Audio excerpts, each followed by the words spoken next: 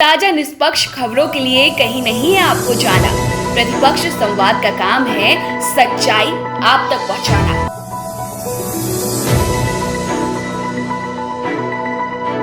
नमस्कार, आप सभी का स्वागत है प्रतिपक्ष संवाद की इस बेहद अहम सीरीज पोस्टमार्टम में, जिसमें हम सामाजिक महत्व के मुद्दों का विश्लेषण करते हैं और आपके सामने प्रस्तुत करते हैं एक पोस्टमार्टम।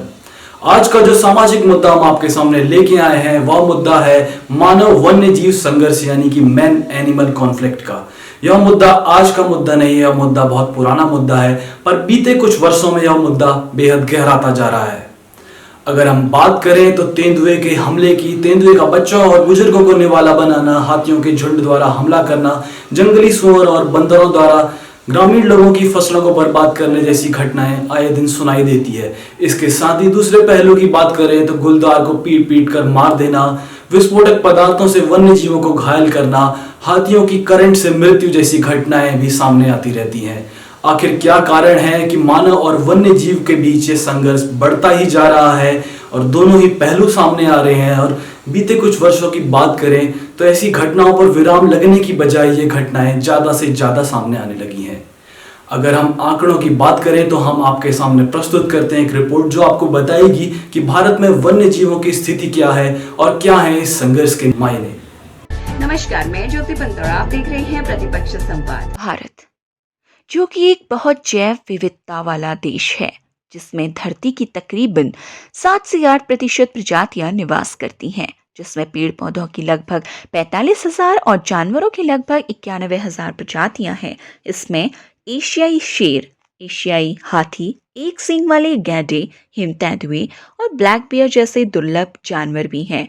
2018 की बाघ गणना के अनुसार भारत में 2,967 बाघ हैं, जो विश्व की बाघ आबादी का 70% से भी अधिक है। इसी तरह भारत में लगभग 27,000 एशियाई हाथी हैं, जो विश्व का 50% से अधिक है। ऐसे में हमारी जिम्मेदारी अन्य देशों से कहीं अधिक हो जाती है कि हम वन्य जीव संपदा का अधिक से अधिक ध्यान रखें। परंतु वर्षों से वनों की कटान, खनन, शिकार, जंगल की आग जैसे अन्य कारणों ने वन्य जीवों के आवास को बुरी तरह प्रभावित किया है, जिससे मानव जानवर संघर्ष स्थिति में आ गए हैं। बीते कुछ वर्ष की बात करें तो पर्यावरण, वन और जलवायु परिवर्तन मंत्रालय के आंकड़ों के अनुसार 2013 से 2017 के दौरान बाघ, तेंदुए, भालू एवं हाथी के हमलों में 1608 मनुष्यों की जान गई व बहुतायत में कृषि का विनाश हुआ। जबकि वन क्षेत्र की बात करें तो भारत में लगभग 24% भाग वन आवरण से पूर्ण है, फिर भी केवल 5% भाग को ही आरक्षित क्षेत्र घोषित किया है। ऐसे में मानव वन जीवों का टकराव बढ़ता ही जा रहा है। तो आपने हमारी संवाददाता की रिपोर्ट से ये जाना कि भारत में वन्य जीवों की स्थिति क्या है, किस तरह से ये संघर्ष गहराता जा रहा है और क्या इस संघर्ष के विनाशकारी परिणाम हैं। तो अब हमें ये समझना होगा कि किस तरीके से हम इन चीज़ों से दूरी बनाए रख सकते हैं। क्या एक तरीका हो सकता है जो इन चीज़ों के बीच में एक संतुलन ला सकता है। तो इस चीज़ के लिए अगर सरकारी प्रयासों की बात करें तो कई सारे एक्ट हमारे बीच इस समय हैं, जैसे कि 1927 का वन अधिनियम, 1972 का वन्य जीव संरक्षण अधिनियम, जिसमें कि वन्य जीवों को अलग अलग अनुसूची में विभाजित किया गया है। अनुसूची 1 में तेंदुए और बाघ जैसे संवेदनशील प्राणियों को रखा गया है, जिनके शिकार और जिनके किसी भी प्रकार के ट्रेड पर पाबंदी करी गई है। इसके अलावा अन्य अनुसूचियां भी बनाई गई हैं और उसमें अलग अलग तरह के प्रावधान किए गए हैं। इसके साथ ही नेशनल पार्क, बायोस्फीयर रिजर्व और वाइल्ड लाइफ सेंचुरी जैसे आरक्षित क्षेत्र भी बनाए गए हैं, जिससे कि वन्य जीवों को संरक्षण मिल सके। अगर हम हालिया घटना की बात करें तो कॉर्बेट क्षेत्र में एक कार चालक ने एक बाघ को टक्कर मार दी, जिससे बाघ की मौके वारदात पर ही मृत्यु हो गई। इससे सोशल मीडिया पे कई सारे सवाल खड़े हुए। कुछ लोगों का कहना है कि हाईवे में बाघ को आना ही नहीं चाहिए था, और कुछ लोगों का कहना है कि चालक को तेज रफ्तार में गाड़ी नहीं चलानी चाहिए थी। अगर हम बौद्धिक स्तर की बात करें तो हमें इस चीज को समझने के लिए इवोल्यूशन के टाइम पर जाना होगा कि किस तरीके से ह्यूमन और किस तरीके से जानवरों का इवोल्यूशन हुआ है। अगर हम मानव की बात करें तो मानव कभी ऑस्ट्रेलोपिथिकस, कभी होमो हैबिलिस, और आज का मानव जो होमो सेपियंस है, जो कि बौद्ध स्तर पर पूरी तरह परिपूर्ण है और जो जानवरों से बहुत ज्यादा बौद्धिक क्षमता रखता है। तो किसी भी तरह से बाघ को और इंसान को एक बौद्धिक स्तर पर लेकर आकलन करना मेरे हिसाब से कम सही नहीं है। और हमारा चैनल भी यही कहना चाहेगा कि बौद्धिक स्तर पर आकलन अगर हो तो देखा जाए कि एक जो आकलन है वो क्या समान स्तर का है। तो अगर हम ऐसा कहें कि बाघ हाईवे पर ना आए, तो हम जानते हैं कि बाघ का बौद्धिक स्तर इतना नहीं है कि वो इन चीजों को समझ सके, बल्कि सच्चाई तो यह है कि हम जंगलों पर हाईवे बना के घुस चुके हैं। हम ही वो हैं जो जंगलों में 40 की स्पीड का नियंत्रण होने के बावजूद भी उससे तेज रफ्तार में गाड़ियां चलाते हैं। हम साइन बोर्ड्स को इग्नोर करते हैं। हम ये लिखा होने के बावजूद कि बाघ बाहुल्य क्षेत्र, तेंदुआ बाहुल्य क्षेत्र, रफ्तार की सीमा लिखी होने के बावजूद भी उन चीजों को इग्नोर करते हैं।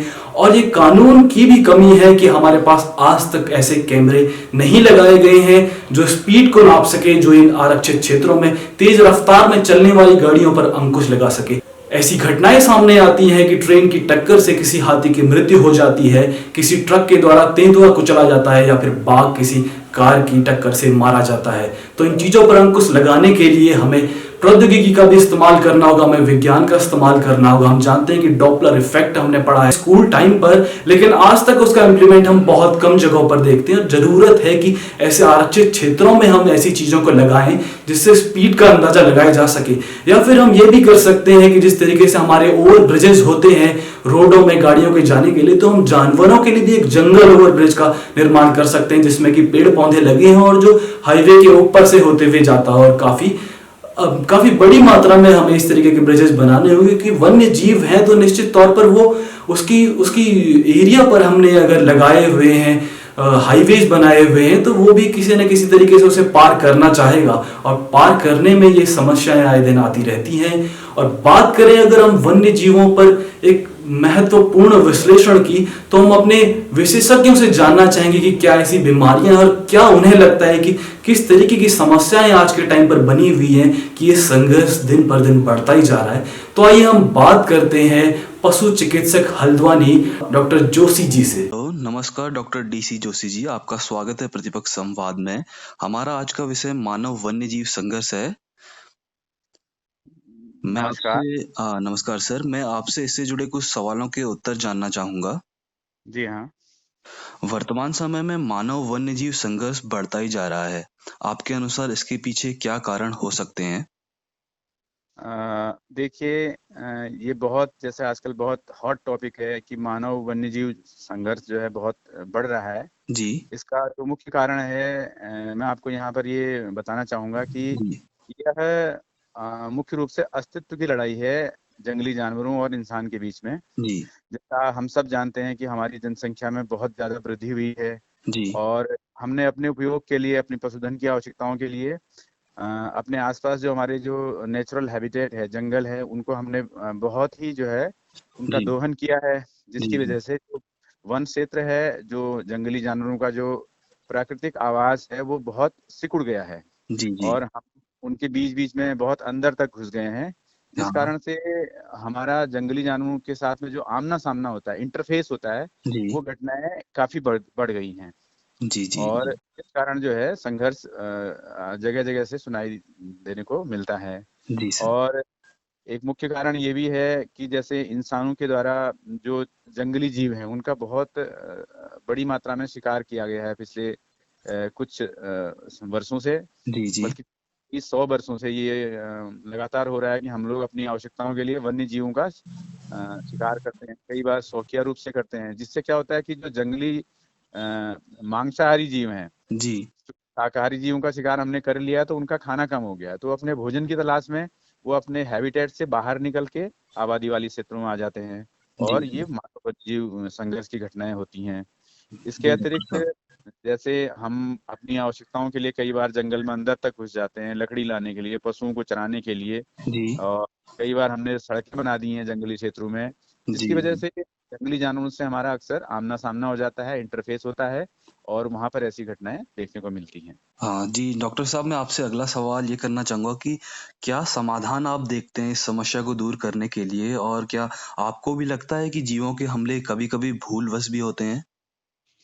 हाँ, बिल्कुल, भूलवश तभी होते हैं, जैसे मैंने अभी आपको बताया कि जी। हमारा आमना-सामना कई बार एक्सीडेंटली हो जाता है। जानवर चाहता नहीं है इंसान का शिकार करना, जी, जी। लेकिन एक स्वयं जो जंगली जानवर है, वो इंसानों से दूरी बनाए रखना चाहता है जी, और हाँ। एक निश्चित दूरी से अगर वो कम दूरी पे अपने आप को इंसान के सामने पाता है, तो जी। उसके पास और कोई विकल्प बचता नहीं है कि वो अपनी जान बचाने के लिए इंसान पे हमला करे। जी, हाँ। और दूसरी बात, जैसे आपने कहा कि इस समस्या का जो समाधान क्या है आज के परिप्रेक्ष्य में, जी, हाँ। तो इसका समाधान मुख्य रूप से तो यही है कि हमें अपने इकोसिस्टम के बारे में जन जागरूकता फैलानी पड़ेगी। जी, हमको हाँ। अपने ग्रामीण जनता को, अपने देश की समस्त जनता को ये बताना पड़ेगा कि जो जंगली जीव जंतु हैं, वो इकोसिस्टम के जितने महत्वपूर्ण भाग हम हैं, उतने ही महत्वपूर्ण वो भी हम उस इकोसिस्टम के लिए हैं। जी, हाँ। उदाहरण के लिए मैं आपको बताना चाहूँगा, जैसे आपने देखा होगा पर्वतीय क्षेत्रों में आजकल जंगली सूअर की समस्या बहुत ज़्यादा पशुपालक जी, जी, परेशान जी। कि हाँ, हाँ। सूअर आते हैं, उनकी फसल को चौपट कर देते हैं। जी। तो सूअरों की जनसंख्या बढ़ने का कारण ये है कि जो जंगल में जो लेपर्ड होते हैं या जो मांसाहारी जीव होते हैं, वो जी। सूअरों का जो बच्चों का साइज़ होता है बहुत ज़्यादा होता है। एक बार में एक सूअरिया जो है 10, 12, 14 तक बच्चे देती है। जी। और लेपर्ड्स होते हैं वो इनके उनका शिकार करते हैं। जी, जी, हाँ। तो अब लेपर्ड की संख्या कम हो रही है, तो पिगलेट्स की संख्या बढ़ रही है और जी, वो जी। हमारी आबादी में आ रहे हैं और हमारे फसलों को नुकसान पहुंचा रहे हैं। जी। तो ये इकोसिस्टम प्राकृतिक रूप से बना हुआ है, जिसमें एक मांसाहारी जीव होता है, वो शाकाहारी जीवों को खाता है और जी। शाकाहारी जीव जो है फ्लोरा फौना पे निर्भर होते हैं जी, और जी। एक संतुलन बना बना हुआ है। जी, और जी, जी। उसी का भाग हम भी हैं, जो हम अपने इस इकोसिस्टम में रहते हैं। जी, तो जी। जब हम उसको डिस्टर्ब करेंगे तो उसका परोक्ष रूप से जो है नुकसान इकोसिस्टम को होता है और हम इंसानों को भी होता है। जी, जी, जी। सर आपने ये इकोलॉजिकल बैलेंस को बहुत अच्छे से हमें समझाया। अब मैं कुछ चीज़ें जानना चाहूँगा कि कौन-कौन सी डॉक्टर साहब ऐसी बीमारियाँ का प्रसार जानवरों में देखा गया है या फिर किस तरीके के इनके लक्षण होते हैं जिससे वन्यजीव प्रभावित होते हैं? जो वन्य जीवों की बीमारियों के बारे में आपने जानना चाहा है, जी, जी। तो वन्य जीव मुख्य रूप से इनमें कुछ वायरल डिजीजेज होती हैं, जिसके जी। कारण इनकी कई बार अकस्मात मृत्यु हो जाती है। जी, जी। इसमें जो मुख्य बीमारियां हैं उनका मैं नाम लेना चाहूँगा। एक तो जैसे इनमें राइनोट्रैकियाइटिस बोलते हैं, जिसमें सांस तंत्र में इनका संक्रमण हो जाता है जी सर। और इस वजह से इनकी मृत्यु तक हो सकती है। दूसरा होता है फेलाइन पैन ल्यूकोपीनिया करके एक बीमारी होती है, जी, जी। जिसको सामान्य भाषा में डिस्टेम्पर भी बोलते हैं, जिसमें कि इनका जो तंत्रिका तंत्र है वो इफेक्ट होता है। जी, जी सर। और इसका एक कैल्सी वायरस का इन्फेक्शन होता है, जिसके कारण भी इनकी मृत्यु होती है। जी। इसके अलावा के रक्त में ब्लड प्रोटोजोल इन्फेक्शन, जो कि हमारे जो पालतू पशु है जी, उनमें जी। भी ये संक्रमण देखा गया है और उनसे इनको भी फैल सकता है। जी। तो उससे जो है, जैसे ट्रिपेनोसोमियासिस नामक एक प्रोटोजोआ होता है, हाँ, जो हाँ। कि खून में रहता है और वो ये जो मक्खियां या मच्छर होते हैं, इनके काटने से एक पशु से दूसरे पशु में इसका संक्रमण जा सकता है और उसकी जी। वजह से इन पशुओं की मृत्यु हो सकती है। जी, जी। और एक मुख्य कारण और मैं यहाँ पर जिक्र करना चाहूँगा, जैसे जो आपसी संघर्ष होता है जंगली जानवरों का, जी, जी, उसमें जी। कई बार ऐसा होता है कि इनके शरीर में घाव बन जाते हैं। जी, जी। अब घाव का उपचार हम लोग तो सामान्य तौर पे अपने पालतू पशुओं में या स्वयं की स्थिति में तो उनका उपचार कर लेते हैं, जी। लेकिन जंगली जानवरों के अगर घाव बनते हैं तो वो उन घावों में संक्रमण होने से या उनमें कई बार मैगट्स पड़ जाते हैं, जी। तो सेप्टिसिमिया नामक एक स्थिति पैदा हो जाती है, जिस शरीर में जहर फैल जाता है और उससे जानवरों की मृत्यु हो सकती है। जी सर। बहुत-बहुत धन्यवाद डीसी जोशी सर आपका, हमसे जुड़कर अपना ज्ञान साझा करने के लिए और बहुत ही सरलता से हमारे सभी सारे प्रश्नों का उत्तर देने के लिए। धन्यवाद। तो हमारे विशेषज्ञ से आपने जाना कि किस तरीके की बीमारियों से जानवर ग्रसित हो जाते हैं। उन्होंने बहुत अच्छे से हमें इकोलॉजिकल बैलेंस के बारे में समझाया। हम ये बातें करते हैं कि क्यों जंगली सूअरों की आबादी बढ़ती जाती है, तो उन्होंने इकोलॉजिकल बैलेंस के सिद्धांत से हमें समझाया कि संतुलन बनाए रखना कितना जरूरी है। एक एग्जाम्पल मैं भी आपको येलोस्टोन पार्क अमेरिका का देना चाहूंगा कि कभी येलोस्टोन पार्क में हिरणों की आबादी बहुत ज्यादा बढ़ गई थी, क्योंकि वहां पे भेड़िए बहुत कम हो गए थे जो कि हिरणों का शिकार किया करते थे। इस वजह से येलोस्टोन में बहने वाली जो नदी थी उसके आसपास की जो घास थी वो हिरण सब कुछ चर चुके थे, तो वहां पर मृदा अपरदन बहुत ज्यादा होने लगा और नदी का बहाव तेज होने की बजाय नदी फैलने लगी। पूरा पार्क का इकोलॉजिकल बैलेंस डिस्टर्ब हो गया। उसके बाद कुछ लोगों की, कुछ एक्सपर्ट्स की राय के बाद भेड़ियों को वहां पर इंट्रोड्यूस किया गया और उसके बाद पर परिणाम बिल्कुल देखने लायक थे कि हिरणों की संख्या बिल्कुल संतुलित हो गई, नदी अपने पुराने आकार पे आ गई और मृदा अपरदन बिल्कुल ना की स्थिति में पहुंच गया। तो इकोलॉजिकल बैलेंस हमारी जिंदगी में, हमारे प्रकृति के लिए कितना मायने रखता है, हम इस तरीके के एग्जाम्पल से जान सकते हैं। डॉक्टर साहब ने जो बातें बताई, उन बातों को दिमाग में रख के अगर हम अमल करना शुरू करें तो जिंदगी या फिर प्रकृति को हम बहुत अच्छा बना सकते हैं, क्योंकि जंगलों का कटान जो है वो बढ़ता जा रहा है, हमारे शहर जो है वो बढ़ते जा रहे हैं और शहरों के बढ़ने के साथ साथ जो जंगल हैं, जंगल कम होते जा रहे हैं और हम शहर को लेके जंगल की तरफ को बढ़ते जा रहे हैं, तो निश्चित ही जंगली जानवर शहर में प्रवेश करेगा। तो ये स्थिति तो आनी ही है अगर हम शहरों को इस तरीके से बढ़ाना शुरू करेंगे और जंगलों को कम करना शुरू करेंगे, क्योंकि अगर हम एक नर बाघ की बात करें तो उसे 60 से 70 स्क्वायर किलोमीटर का एरिया अपने लिए चाहिए होता है, लेकिन आज हम वन्य जीवों की बात करें तो हमने प्रोजेक्ट टाइगर जैसे मिशन लगाए गए हैं जिससे बाघों की संख्या बढ़ती जा रही है। 4-4 सालों के अंतराल पर जो टाइगर सेंसस होता है वो बताता है कि बाघ की संख्या लगातार बढ़ती जा रही है। पर इस बढ़ती जनसंख्या के साथ साथ क्या जंगल भी बढ़ रहे हैं? जी नहीं, जंगल कम होते जा रहे हैं और बाघों की संख्या बढ़ रही है, हाथियों की संख्या बढ़ रही है। ये अच्छी चीज है कि हम संरक्षण कर रहे हैं, पर संरक्षण के साथ साथ हमें उनके आवास की जरूरतों को समझते हुए भी कुछ कार्य करना होगा। हमें शहरीकरण पर एक लगाम लगानी होगी, हमें देखना होगा कि किस तरीके से इस संतुलन को बनाए रखा जा सकता है। और साथ ही साथ एक निवेदन मैं उन लोगों से करना चाहूंगा जो जंगली जानवरों को अपनी करुणावश और दयावश कुछ न कुछ चीजें, मानव उपयोग की चीजें देते हैं। जैसे कई लोगों को देखा गया है कि वो जंगल या जू वगैरह या इस तरीके के आरक्षित क्षेत्रों में जाते हैं तो चिप्स, बिस्किट जैसी चीजें बंदरों को, लंगूरों को या फिर अन्य जानवरों को देने की कोशिश करते हैं। तो भले ही ये दया की दृष्टि से अच्छा कार्य है, पर ये फूड हैबिट जो होती हैं उसके हिसाब से बहुत ही गलत कार्य है, क्योंकि प्रकृति हमेशा सिद्धांतों पर चलती है। तो आप प्रकृति के सिद्धांतों को विपरीत करने की कोशिश करेंगे, कुछ अलग चीज करने की कोशिश करेंगे तो जानवर तो निश्चित ही शहर की तरफ आएगा। अगर आप बंदरों को इस तरीके से फीडिंग करना शुरू करेंगे वो तो मानव आबादी की तरफ आएंगे ही आएंगे, क्योंकि उन्हें एक सरल चीज मिल गई है खाने के लिए। तो जीवन सरल हो हमेशा ये सही नहीं है, क्योंकि जंगल जो है वहाँ पे कठिनाई हम देखते हैं कि शेर कितनी मुश्किल से एक शिकार को करता है, पर वो उसके लिए जरूरी है और ये प्राकृतिक संतुलन के लिए भी बहुत जरूरी है, उसमें परेशानी की कोई चीज नहीं है। इसलिए सबसे अच्छा उपाय है कि हम प्रकृति को उसकी स्थिति पर छोड़ दें, तो प्रकृति खुद में इतनी काबिल है कि वो अपने को मैनेज कर सकती है, वो अपने को व्यवस्थित कर सकती है। तो मेरा और मेरे चैनल का आपसे यही निवेदन है कि प्राकृतिक संतुलन को बनाए रखें, जहां भी कूड़ा करकट देखें उसे एक डस्टबिन में डालें और जानवरों को इस तरीके से अनावश्यक फीडिंग ना करें। और कभी भी इन चीज़ों के ऊपर आप गौर करें तो एक गहन विश्लेषण की तरफ जाएं, एक्सपर्ट्स की राय सुने और उसको अपनी ज़िंदगी में अमल लाने की कोशिश करें। आप सभी का बहुत बहुत धन्यवाद प्रतिपक्ष संवाद देखने के लिए। हम ऐसे ही एपिसोड आपके लिए लाते रहेंगे, देखते रहिए प्रतिपक्ष संवाद।